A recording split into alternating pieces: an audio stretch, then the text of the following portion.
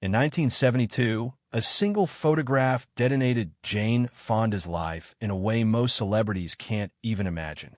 It wasn't a leaked tape, a courtroom scandal, or a drunken collapse caught on camera. It was one image, Jane Fonda sitting on a North Vietnamese anti-aircraft gun, smiling.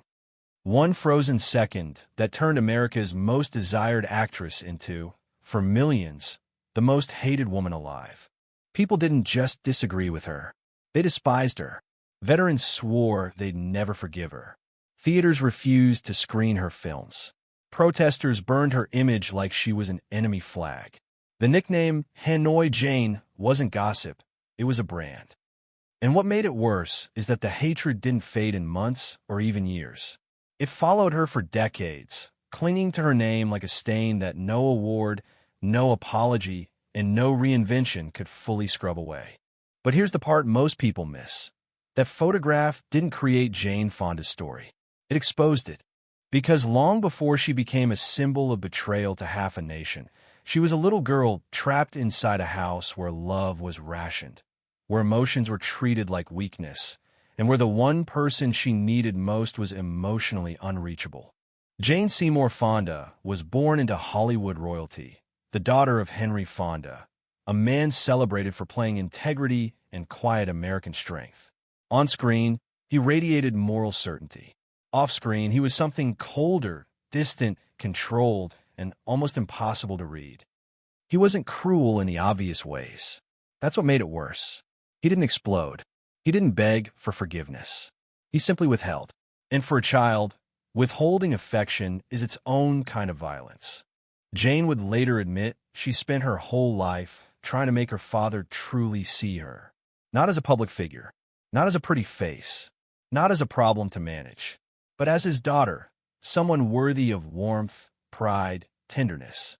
And she never got it. Her mother, Frances Ford Seymour, was a fragile elegance wrapped around a breaking mind. Beautiful, anxious, quietly unraveling. The family lived inside a polished shell, but behind it was tension so thick it became the atmosphere. Jane described the home like a place where smiles could crack without warning, where silence carried more fear than shouting ever could. When Jane was 12, the foundation collapsed. Her mother was admitted to a psychiatric institution, and there alone, she took her own life. But Jane didn't even get the truth. She was told it was a heart attack. Imagine that. Not only losing your mother, but losing her in a way that everyone refuses to name. Grief with a gag order. Then the truth arrived the cruelest way possible. Months later, through a magazine, stumbled upon like an accident. In one moment, Jane learned two traumas at once. Her mother was gone, and the adults she depended on were capable of lying straight into her face. Her father's response carved an even deeper wound. Henry didn't talk about Frances. He didn't process grief. He erased it. Photographs removed. Her name forbidden. The house marched forward as if memory itself were a contaminant. The lesson Jane absorbed wasn't subtle. Emotions are dangerous. Vulnerability is embarrassing. Love isn't something you receive. It's something you earn by performing. So she performed. At school, surrounded by girls who seemed secure and polished, Jane learned to wear masks. The confident girl, the charming girl, the fine girl. Inside, she felt hollow, like an imposter standing inside her own life.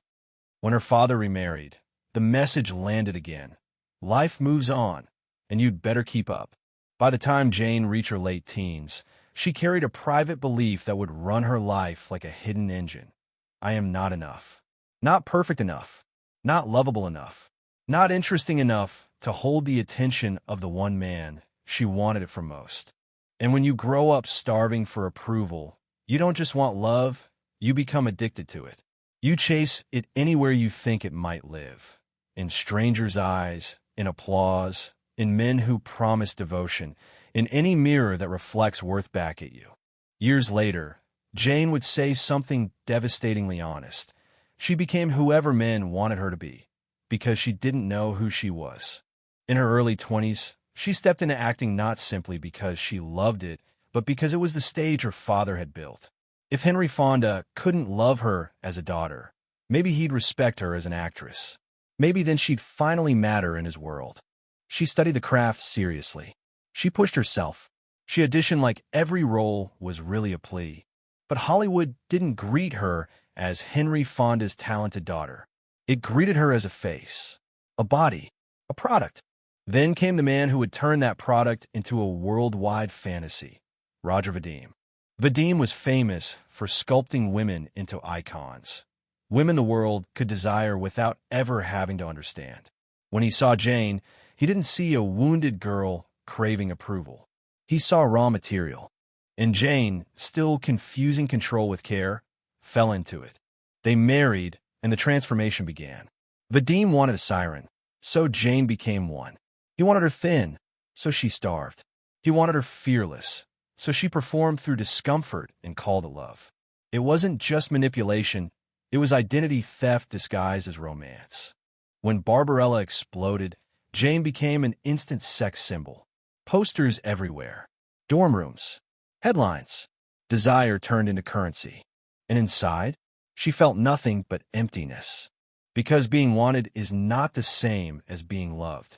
And being desired is not the same as being seen. Yet even in that emptiness, something dangerous began to wake up in her. Anger. Anger at being molded. Anger at being dismissed. Anger that the world valued her body but had no interest in her mind. That anger didn't destroy her. It activated her. By the late 1960s, America was convulsing. Vietnam, assassinations, protests, riot footage on television. And for the first time in her life, Jane started looking beyond her personal hunger for approval and towards something larger: justice, resistance, power. In 1969, she left Vadim. The marriage had become a cage, and she chose freedom over being someone's masterpiece. Then Hollywood did something it rarely does. It took her seriously. Suddenly the roles demanded talent, not curves. Performances that required pain, not posing. She earned recognition that couldn't be dismissed as pretty girl luck. And when she won the Oscar for Clute, she stood on the stage holding the very symbol of industry validation. But even then, she didn't feel complete, because she looked out into the crowd for her father. And Henry Fonda, America's stoic hero, gave her what he had always given: polite distance. The same emotional frost she'd been trying to melt since childhood. Jane would later describe it in one brutal line. She won an Oscar, and her father said, "That's nice, dear." That was it. No pride, no warmth. No, I see you. And in that moment, something cracked. Not her career, her illusion. The illusion that one day she could perform perfectly enough to earn the love she'd been denied. So she turned outward. If she couldn't win her father's approval, if fame couldn't fill the void, then she would find purpose elsewhere. She would use her voice for something real. And that decision, the decision to step onto a political stage, to speak into a war tearing the country apart, would lead her straight toward the moment that would define her name forever. Because Jane Fonda was about to make a choice she believed was righteous, and America would call it unforgivable. By 1970, Jane Fonda was no longer content to be admired in silence. The awards, the critical praise, even the long-delayed respect from Hollywood fell hollow against the backdrop of a country unraveling in real time. America was at war with Vietnam, with itself, with the idea that power could go unquestioned forever. Young men were being drafted, shipped overseas, and returned in coffins or not at all. Campuses burned with protest. Cities erupted. Trust in government collapsed.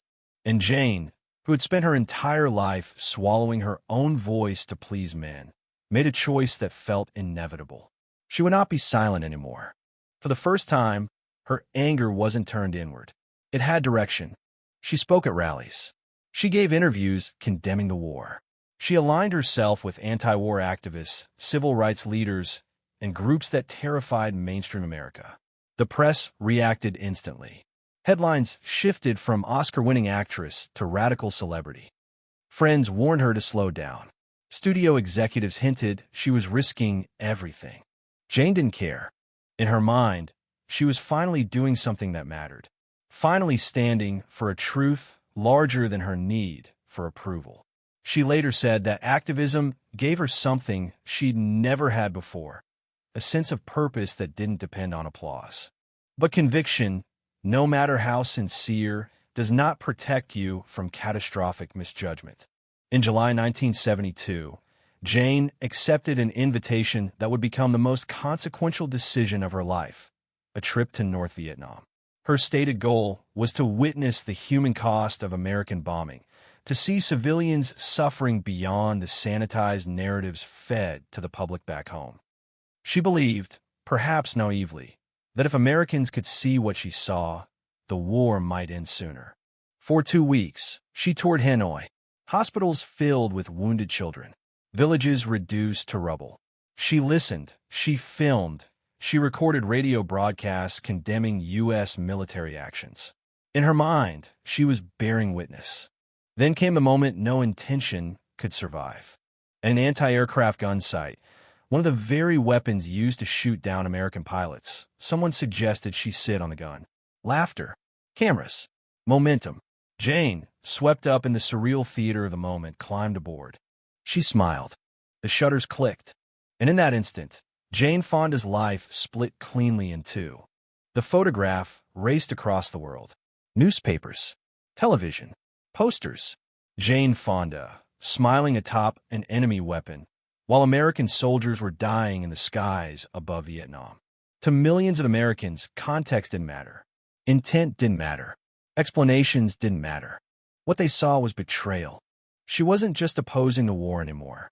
She was in their eyes, sitting with the enemy, mocking sacrifice, spitting on the dead. Hanoi Jane was born. The backlash was immediate and ferocious. Theaters refused to show her films. Veterans groups demanded she be arrested. Politicians called for treason charges. Death threats poured in so severe that federal authorities opened a file on her that would grow to thousands of pages. In airports, strangers screamed at her. Some spat. Some threatened violence.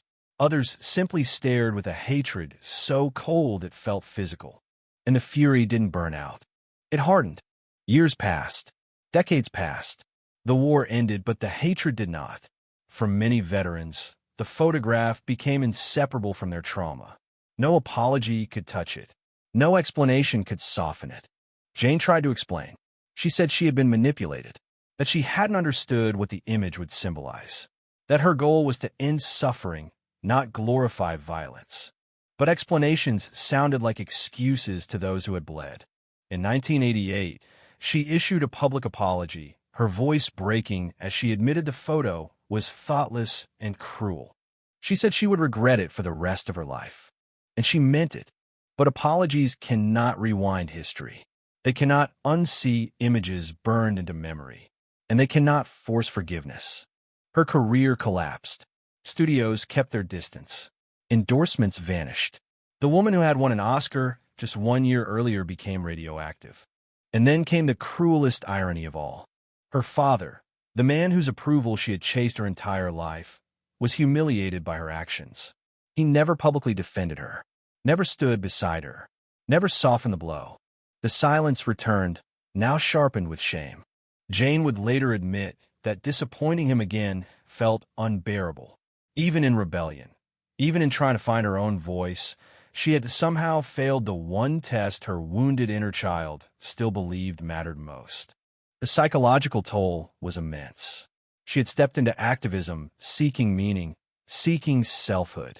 Instead, she became a symbol of national division, hated by millions, rejected by the industry she had conquered, estranged from the father she still longed to please.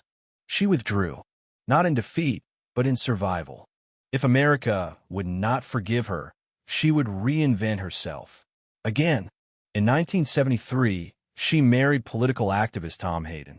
To the outside world, it looked like alignment, two radicals united by ideology. But those close to Jane recognized the pattern immediately. Another powerful man, another identity shaped around his needs. She poured herself into his campaigns, his causes, his ambitions. She became indispensable, useful, necessary. And once again, she lost herself. Years later, Jane would say something chillingly familiar. She had mistaken usefulness for love. She believed that if she was needed enough, she would finally feel whole. But even as her personal life fractured, something unexpected happened. Jane Fonda returned to film. In 1978, she starred in Coming Home, a raw, painful story about the lasting damage of the Vietnam War on soldiers and families. Her performance was devastating, quiet, honest, stripped of vanity. At the Academy Awards, her name was called again. Jane Fonda, Best Actress. This time, she didn't thank her father. She thanked veterans. She honored their pain. It wasn't forgiveness. The nickname Hanoi Jane didn't disappear, but it was acknowledgement that her talent and her humanity could not be erased. Standing on that stage, Jane felt something shift. Maybe she didn't need universal approval to exist. Maybe worth didn't come from being forgiven by everyone. Maybe it could come from truth. But the reckoning was far from over, because one final confrontation remained, the one she had waited her entire life for. A chance to face her father, not as a daughter begging to be seen, but as a woman finally standing in her own power. And that moment would come just before it was too late. The final confrontation Jane Fonda had been waiting for her entire life didn't come in a dramatic argument or a long overdue confession. It came quietly, almost cruelly understated, like everything else that had ever passed between her and her father. In 1981, Henry Fonda was dying. His heart was failing. His body, once the embodiment of American strength on screen, was betraying him. And in the twilight of his life, something extraordinary happened. He agreed to make one last film, On Golden Pond, with Jane. For the outside world, it was a cinematic event. A legendary actor sharing the screen with his equally famous daughter. A reconciliation story waiting to happen. For Jane, it was something else entirely. It was a chance she had chased since childhood. Not just to act beside her father, but to finally be seen by him. To be acknowledged not as a burden, not as a disappointment, not as a problem to manage, but as his equal. The irony was impossible to ignore. In the film, Jane played a daughter desperate for connection with an emotionally distant father. Every scene felt uncomfortably close to real life. Every line landed like an old wound reopening. Jane later admitted that acting in the film felt like therapy she never asked for and couldn't escape. She wasn't pretending. She was excavating decades of longing, resentment, and grief, while her father watched from across the set, still measured, still reserved, still unreadable. When the film was released, it was hailed as a masterpiece. At the Academy Awards, Henry Fonda won Best Actor, but he was too ill to attend. So Jane walked onto the stage and accepted the Oscar on his behalf. Standing there, holding the golden statue meant for the man whose approval she had chased her entire life, she broke down, not in triumph, but in mourning. Because even then, even at the end, the words never came. He never said he was proud of her. Months later, Henry Fonda died, and Jane was left with a haunting truth she could no longer negotiate with. Some conversations never happen. Some needs go unmet forever. Some parents die without giving the love their children waited their entire lives to receive. The wound didn't close, but something shifted. For the first time, Jane stopped believing that healing would come from finally earning her father's approval, because it was no longer possible. And in that devastating finality, she found an unexpected freedom. If validation wasn't coming, then she would stop asking for it. That decision didn't make her softer. It made her dangerous. In 1982, Jane Fonda did something no one saw coming. She stepped away from prestige films, from awards campaigns, from Hollywood's fragile acceptance, and released a VHS tape filmed in a modest studio. Jane Fonda's workout. No one expected much from it. Certainly not history. Wearing leg warmers and a leotard, she guided viewers through aerobics routines in their living rooms. It was accessible. It was empowering. It was revolutionary. Fitness, once dominated by men and elite gyms, was suddenly fun, communal, and female-driven. The tape exploded. 17 million copies sold. The best-selling VHS of all time. Almost overnight, Jane Fonda became something she had never been before, financially independent on her own terms. Not as a sex symbol, not as a controversial activist, not as Henry Fonda's daughter, but as a woman who built an empire by teaching other women strength. The workout franchise expanded into studios, books, merchandise, and global influence. And for the first time, Jane wasn't performing for approval. She was creating power. "I wasn't asking permission anymore," she later said. "I was building something that belonged to me." Yet even empowerment didn't cure old patterns. Her marriage to Tom Hayden slowly collapsed under the familiar weight of self-erasure. She had once again shaped herself around a man's mission, confusing devotion with disappearance. By 1990, the marriage ended. And then came Ted Turner. Charismatic, brilliant, dominant, the founder of a media empire. When Jane married him in 1991, she was 53 years old and still learning the hardest lesson of her life. Once again, she disappeared. She stepped away from acting, closed her fitness businesses, moved to Turner's ranch, converted to Christianity to align with his beliefs, became, in her own words, Ted's wife. Friends watched in disbelief. How could a woman who survived national hatred, who built a global empire, still shrink herself for love? Jane would later answer that question with brutal clarity. She was still that little girl, desperate to be chosen by a powerful man, still trying to earn love by becoming whatever someone else needed. The marriage lasted a decade. It ended like the others, with betrayal, loss, and the quiet realization that she had once again abandoned herself. But this time, something was different. Jane didn't rush into another relationship. She didn't reinvent herself overnight. She didn't distract herself with another role or another cause. She stopped. At 63 years old, she sat alone with the silence she had spent her entire life running from. She entered therapy. She wrote. She journaled. She dug into the wounds she had buried under fame, activism, and achievement. In 2005, she published her memoir, My Life So Far, exposing everything: the hunger for approval, the failed marriages, the self-betrayals. She didn't ask for sympathy. She took responsibility. "I realized I'd been running my entire life," she wrote, "and all that running had got me nowhere." At nearly 70, Jane Fonda finally stopped performing. And in that stillness, she met herself for the first time.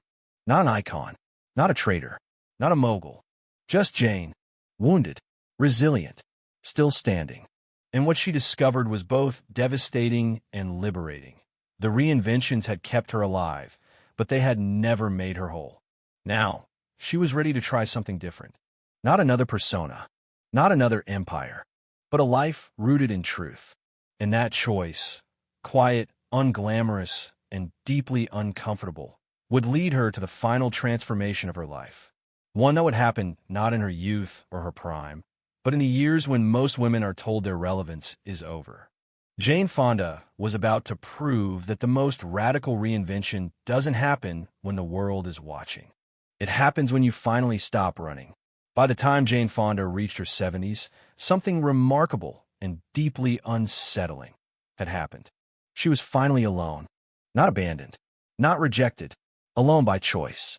For most of her life, silence had terrified her. Silence meant being unseen, unchosen, forgotten. But now, after decades of noise, fame, outrage, applause, hatred, reinvention, silence became a kind of teacher. In it, Jane began to understand a truth that had escaped her for more than half a century. She had never learned how to live without performing. So she stopped. She no longer tried to be the sex symbol the world once demanded. No longer tried to be the radical everyone argued about. No longer tried to be the perfect wife, the indispensable partner, the woman who made powerful men feel complete. For the first time, she wasn't asking, "Who do I need to be loved?" She was asking, "Who am I when no one is watching?" The answer didn't arrive dramatically. It arrived slowly, awkwardly, through therapy sessions, journals, long walks, conversations where she listened more than she spoke. It was uncomfortable work. There were no awards for it, no applause, just honesty. Then, In her late 70s, something unexpected happened. Hollywood called again, not to resurrect a legend, not to exploit nostalgia, but to offer her a role that mirrored the life she was finally learning to live. A woman forced to rebuild herself after her entire identity collapses. The series was Grace and Frankie. Jane's character, sharp-tongued, controlled, terrified of vulnerability, was a woman who had spent her life performing competence, only to discover she didn't know who she was without it. Jane wasn't acting anymore.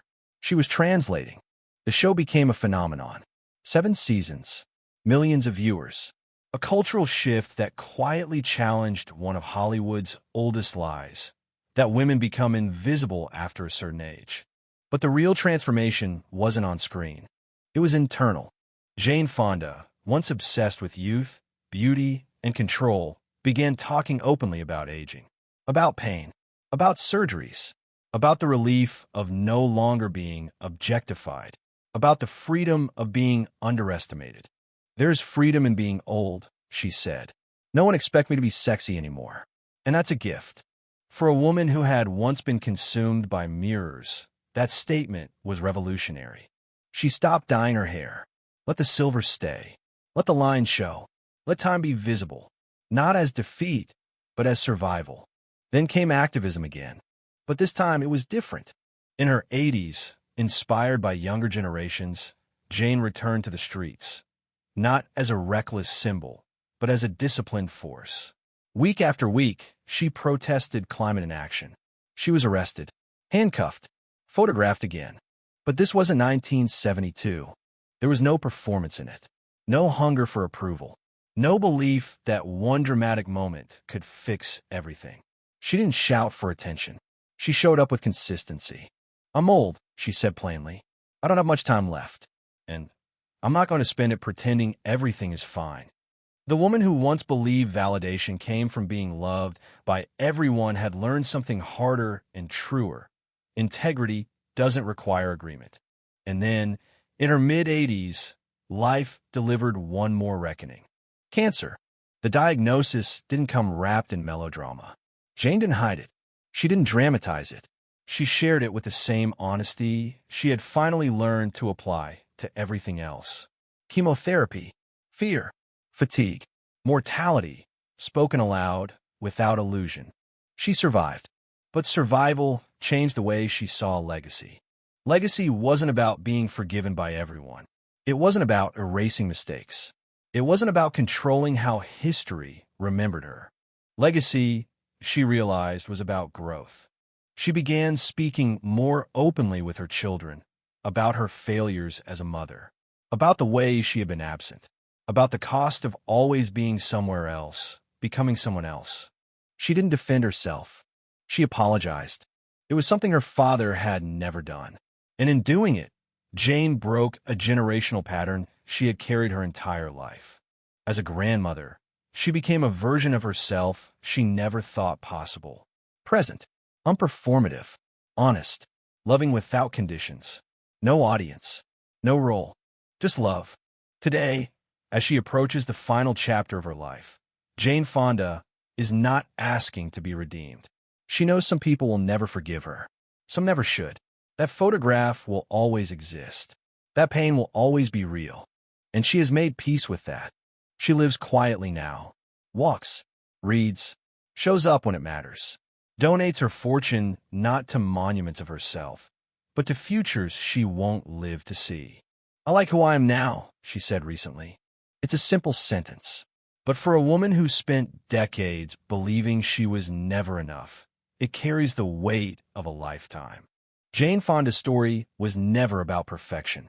It was about transformation, about a girl who grew up starving for love, a woman who chased it through fame, men, causes, and approval. And finally, in the years when the world stops demanding anything from you, learned the hardest lesson of all. That freedom doesn't come from being loved by everyone. It comes from finally being enough for yourself.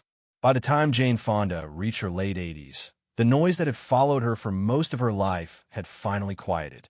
Not because the world forgave her, not because the past softened, but because she no longer needed to argue with it. At 88, Jane Fonda is not announcing a dramatic goodbye.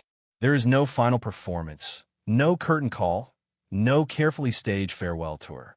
The ending of her story is quieter than anyone expected, and perhaps that is the most honest thing about it. For a woman who once lived entirely in reaction to her father's silence, to public adoration, to national hatred, the greatest transformation is this: she no longer needs to be understood. She wakes up without an audience. Her days are shaped by routines that would have felt unbearable to the woman she once was. Morning walks, time with family, reading, writing, activism that feels less like spectacle and more like responsibility. Her body moves more slowly now.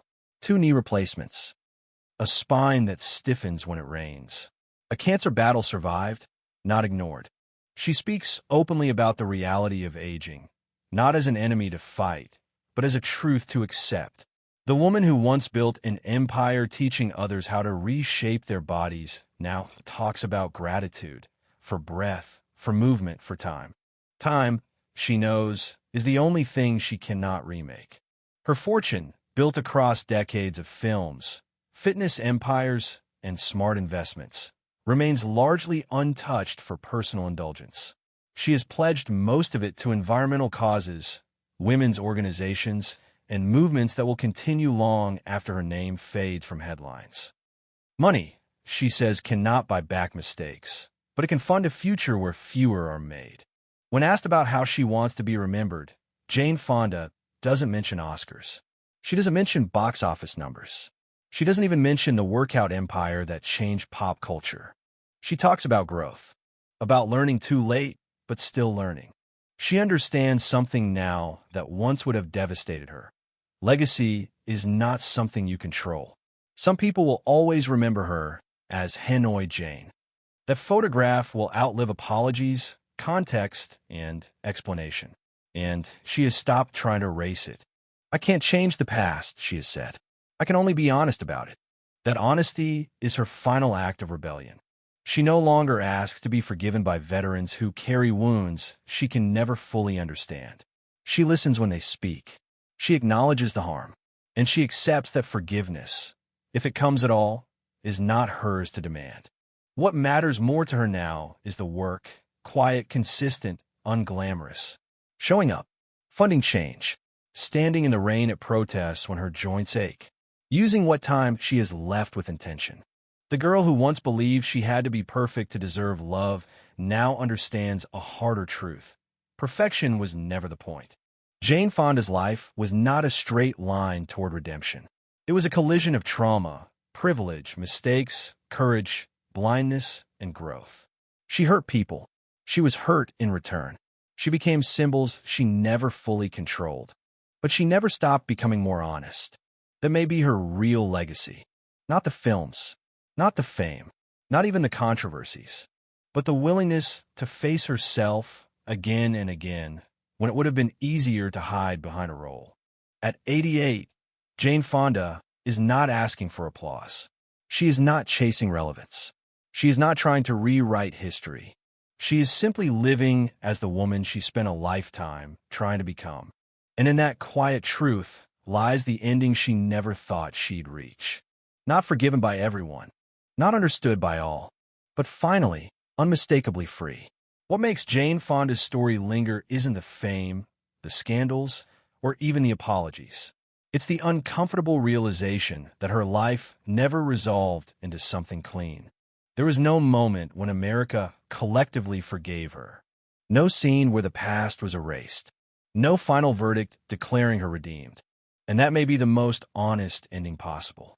At 88, Jane Fonda understands something most people spend their entire lives avoiding. Some mistakes don't come with closure. Some wounds don't heal neatly. Some doors close without explanation, and no amount of success can force them back open. Her father never told her he was proud. Some veterans never forgave her. Some viewers will always stop at one photograph and refuse to look further. And Jane has stopped trying to change that. For decades, she believed becoming more would fix the emptiness. More famous, more radical, more disciplined, more useful, more loved. But every reinvention only delayed the same question waiting underneath. Who am I if no one approves of me? Only in her later years did she finally answer it. She is not the girl chasing her father's gaze, not the symbol others need her to be, not the villain or the hero history tries to lock her into. She is a woman who lived long enough to see her illusions collapse and strong enough to survive what remained. Jane Fonda's final chapter is not about forgiveness. It's about ownership, owning the harm she caused without justifying it, owning the good she did without inflating it, owning the truth that growth does not erase consequences. It only proves that consequences didn't destroy you. That is why her story unsettles people, because it refuses to offer comfort. It tells us that being human means you can be deeply wrong and still keep going. That regret doesn't disqualify you from meaning. That self-respect can arrive long after the world has decided who you are. Jane Fonda did not get the ending she wanted as a child. She did not get universal forgiveness. She did not get a clean legacy. What she got instead was something rarer. She got clarity. At the end of a life spent performing for love, she learned how to live without begging for it. And in doing so, she left behind a truth far more unsettling than any scandal. That the hardest approval to earn is never the world's. It's your own. Jane Fonda's story doesn't end with answers. It ends with a mirror. Because once the headlines fade, once the scandals settle into history, once the applause and the hatred grow equally distant, what remains is not her life, but the question her life forces us to confront. What do we do with our worst moment? Most people never have their mistakes frozen into a photograph seen by millions. Most people never have a single decision reduced into a nickname that follows them for half a century. But the scale is different. The mechanism is the same. We all carry something we wish we could undo. A moment of blindness. A choice made with certainty that aged into regret. A version of ourselves we barely recognize anymore. Jane Fonda's life asks a question that makes people uncomfortable because it has no soft answer. If the world refuses to forget who you were at your worst, do you stop becoming better? For decades, she believed the answer was performance. Be louder. Be better. Be useful. Be indispensable. Be forgiven. But time dismantled that illusion. Because forgiveness, real forgiveness, is not something you can demand. And redemption is not something others grant you on schedule. Sometimes, no matter how much you grow, the world will keep pointing to who you used to be. And that is where most people break. Jane didn't. She broke open. She learned that accountability does not require self-destruction. That regret does not have to turn into paralysis. That living honestly is still possible, even when the verdict is never overturned. Her life reminds us of a truth we rarely say out loud. Some stories don't resolve. Some reputations never heal. Some apologies are accepted quietly, or not at all. And yet life continues. Jane Fonda kept going not because she was forgiven, but because she stopped waiting to be. That is the part people argue about. That is why her story still ignites anger, debate, and discomfort. Because it refuses to reassure us that everything turns out fair in the end. Instead, it offers something harder and more useful. It tells us that meaning is not canceled by mistakes. That growth is not invalidated by shame. That being human is not about getting it right, but about staying awake long enough to learn. At 88, Jane Fonda is not asking you to like her. She is not asking you to excuse her. She is not asking you to forget. She is simply standing as proof that a life can be both deeply flawed and still worth finishing honestly. And now the story turns, quietly, to you. What part of yourself are you still trying to outrun? What version of you are you afraid the world will never let go of? And if that version stayed forever, would you still choose to grow? Because the greatest legacy Jane Fonda leaves behind is not fame, fortune, or controversy. It is this unsettling permission. You're allowed to change, even if no one claps. You are allowed to keep going, even if the past stays loud. You are allowed to become someone better, even if forgiveness never comes. And sometimes, that is the bravest ending of all.